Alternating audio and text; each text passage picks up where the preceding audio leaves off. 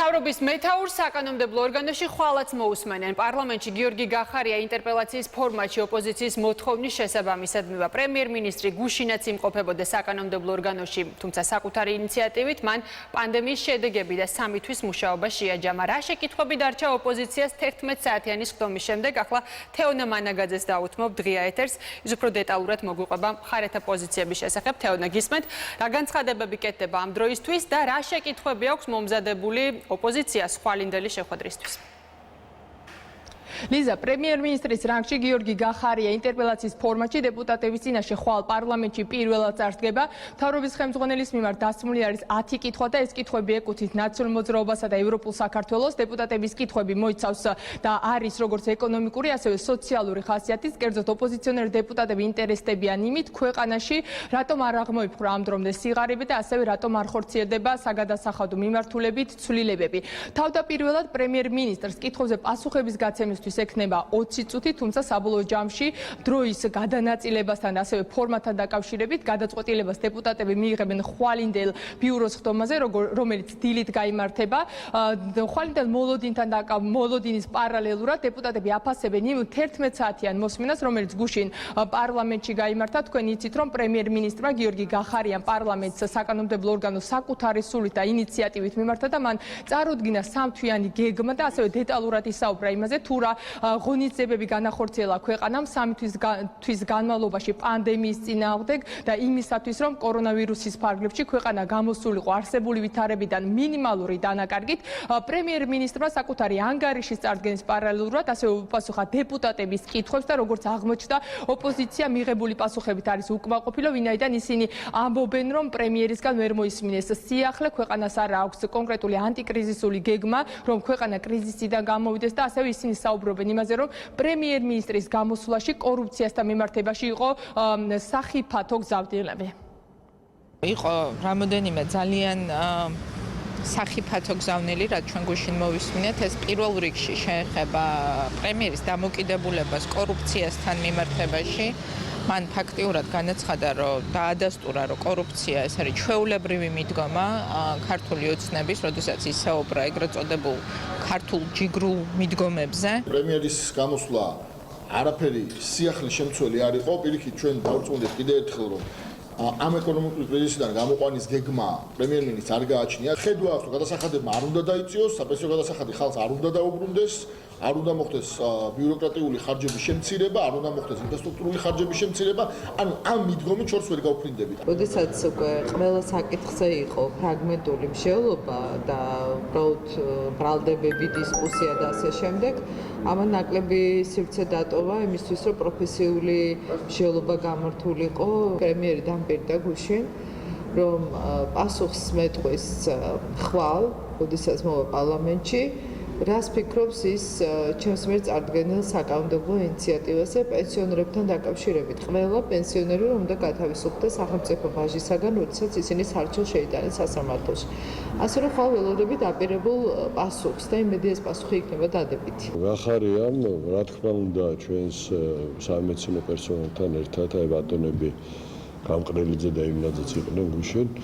ამ სფეროში შექმნილ ვითარებას, ამ ეპიდემიოლოგიურ ვითარებას საკმაოდ ეფექტურად გაართვა თავი ისეთი პოლიტიკის პირობებში, რომელიც მანამდე ჩვენთან არსებობდა, ეპიდემიამდე ჩვენთან არსებობდა, ძალიან რთულია სერიოზულად უზრუნველყო ნორმალური სოციალური პოლიტიკა. ოპონენტების კრიტიკით ეპასუხებენ მმართველ გუნდში, უმრავლესობაში ამბობენ, რომ პრემიერ-მინისტრის გამოსვლა იყო ამომწურავი და გიორგი გახარიამ დეტალურად უპასუხა დეპუტატების კითხვებს. უმრავლესობაში საუბრობენ ოპოზიციის გუშინდელ ქმედებებზეც და ამბობენ, რომ იმის ნაცვლად, რომ საპარლამენტო ოპოზიციას გუშინ ესაუბრა ქვეყანაში შექმნილ ვითარებაზე, ასევე კორონავირუსის გამოწვევებთან დაკავშირებით, მათ მოაწყვეს პოლიტიკური შოუ და როგორც უმრავლესობა ამბობს, ამით ოპოზიციამ საკუთარი თავის ლუსტრაცია მოახდინა.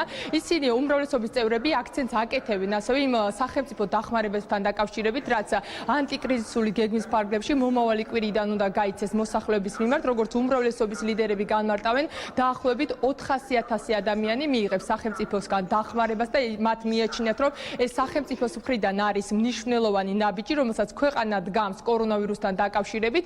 უმრავლესობაში ეხმაურებიან ოპონენტების იმ განცხადებებსაც, რომელიც ეხება კორუფციას და როგორც უმრავლესობის ლიდერები ამბობენ, კორუფციის წინააღმდეგ ბრძოლის თვალსაზრისით ქვეყანა არის ერთ-ერთი გამორჩეული მსოფლიოში და ამას აღიარებს საერთაშორისო თანამეგობრობა. უმრავლესობაში ამბობენ იმასაც, რომ კორუფციასთან ბრძოლის მიმართულებით საქართველოს მაჩვენებლები უსწრებს რამდენიმე ევროპული ქვეყნის მაჩვენებლებს. რაც შეეხება კორუფციას, სხვადასხვა დოზით შეიძლება ყველა ქვეყანაში იყოს, თუმცა საქართველოს საერთაშორისო რეიტინგებში არის მოწინავე სწორედ ამ კომპონენტში და უსწრებს ევროკავშირის არაერთ წევრ ქვეყანას. ეს ძალიან კარგად იცის ქართულმა საზოგადოებამ, ეს ძალიან კარგად იციან საერთაშორისო პარტნიორებმა, დანარჩენი არის ტყუილი და ფიქრი. ჩემი პასუხი იქნება ის, რომ პრემიერმა შესაბამისი ადგილი მიუჩინა გუშინ ოპონენტებს და ეს საზოგადოებამ ძალიან კარგად. მე ვფიქრობ, რომ სრული ილუსტრაცია მოხდა გუშინ რაც ხდება ჩვენ ქვეყანაში ამ ურთულეს პერიოდში ოპოზიცია და ვირუსი აღმოჩნდა სამხარეს. ფაქტია, რომ გამოიკვეთა ის, რომ არ არსებობს დარგი და მიმართულება, სადაც კომპეტენტური მმართველობა არ არის და არ არის გუნდი პრემიერის ხელმძღვანელობით, რომელიც დაბნეულია სხვა საიდან არაფორმალურად იმართება.